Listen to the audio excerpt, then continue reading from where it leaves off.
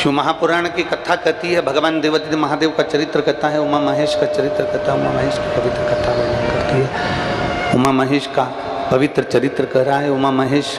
शिव महापुराण वर्णन कर रही है।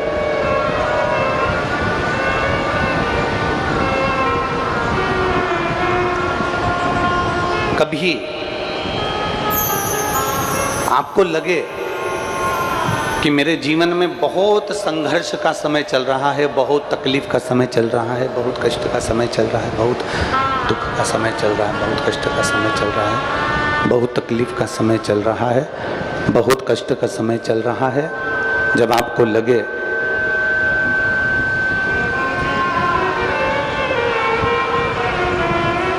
जब आपको महसूस होने लगे कि बहुत कष्ट का समय है, बहुत तकलीफ का समय है, बहुत कष्टप्रद समय चल रहा है, शिव महापुराण की कथा कहती है, 2 बेलपत्र,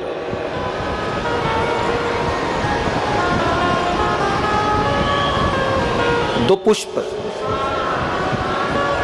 एक बेलपत्र पर श्वेत पुष्प और एक बेलपत्र पर लाल पुष्प। जिस समय दुख की घड़ी चल रही हो, तकलीफ की घड़ी चल रही हो, कष्ट की घड़ी चल रही हो, बहुत तकलीफ हो जीवन में चल रही हो, बहुत तकलीफ जब जिंदगी में चल रही हो, उस समय पर 2 बेलपत्र और 2 पुष्प,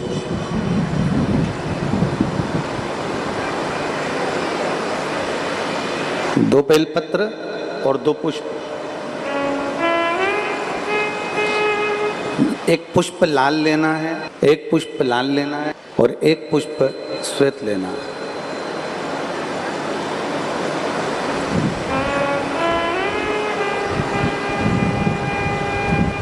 जो लाल पुष्प वाला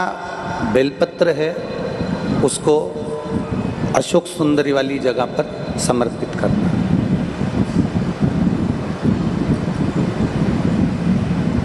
और श्वेत पुष्प वाला जो बेलपत्र है, सफेद पुष्प वाला जो बेलपत्र है, उसको भगवान शंकर का जो शिवलिंग है, भगवान शिव का जो शिवलिंग है, उस पर समर्पित करना।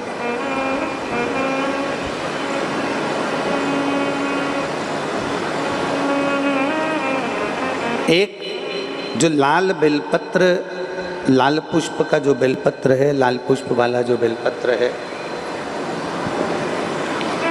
लाल पुष्प का जो बेलपत्र है, वो बेलपत्र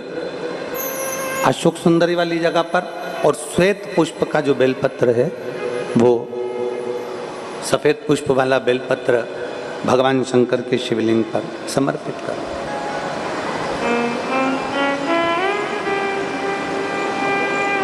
अपने दिल की कामना अपने मन से बाबा से प्रार्थना करो,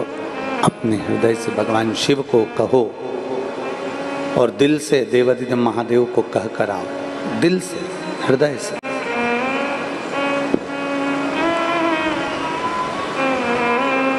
जब दिल से बाबा देवादिदेव महादेव से कहोगे, हृदय से भगवान शंकर से प्रार्थना करोगे, तो देवादिदेव महादेव सुनेंगे जरूर।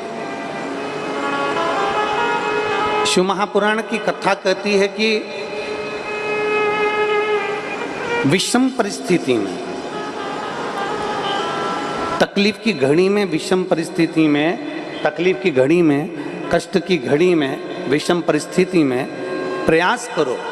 कि हम शंकर और पार्वती, शिव और पार्वती को पुकारें। विषम परिस्थिति हम भगवान शंकर और पार्वती जी का स्मरण करें। विषम परिस्थिति में हम देवादिदेव महादेव और माता पार्वती का स्मरण करें। कई लोग कहते हैं कि गुरुजी हम शिव जी को जल चढ़ाते हैं और देवादिदेव महादेव को जल चढ़ाते हैं, तो क्या पार्वती जी को भी जल चढ़ाने जाना पड़ेगा?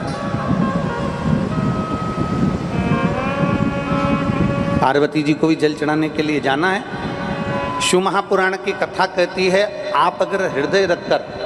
दृढ़ ध्यान देंगे, जैसे ये शिवलिंग है, ये जलाधारी है।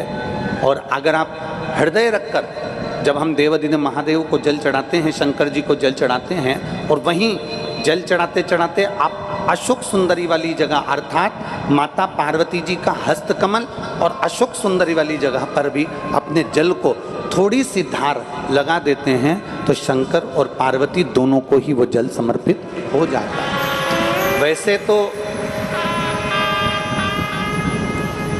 शिव महापुराण की कथा ये कहती है कि केवल एक देवादिदेव महादेव को जल चढ़ा देने से, शिव महापुराण की कथा कहती है केवल एक देवादिदेव महादेव को जल समर्पित कर देने से 33 कोटि देवता, चाहे फिर उसमें गणेश जी हों, कार्तिकेय जी हों, जगदम्बा अम्बा हो, चाहे नवग्रह देवता हों, चाहे पंचलोकपाल हों, षोडश मातृका हों, 64 योगनियाँ हों, सारे देवी देवता उस शंकर भगवान के शिवलिंग में विराजमान हैं। तो शिव महापुराण की कथा कहती है जब हम एक लोटा जल, जैसे हमने दूसरे दिन की कथा में एक बात कही थी कि अपने पितृदेव, अपने कुल देव, अपने ग्राम देव, अपने स्थान देव, अपने नगर देव, किसी भी देवता का अगर हम स्मरण कर रहे हैं और हमको नहीं मालूम कि हमारा कुल देवता कौन है, हमें नहीं मालूम हमारी कुल देवी कौन है, हमें नहीं मालूम हमारे पितृ कौन है, हमें नहीं मालूम कि हमारे स्थान देवता कौन से हैं, हमें नहीं मालूम कि हमारे खेड़े के देवता कौन से हैं, तो शिव महापुराण की कथा कहती है एक लोटा जल जब हम देवादिदेव महादेव को समर्पित करते हैं तो सारे देवताओं को वो जल प्राप्त हो जाता है और सारे देवता मिलकर हमारा कल्याण कर देते हैं।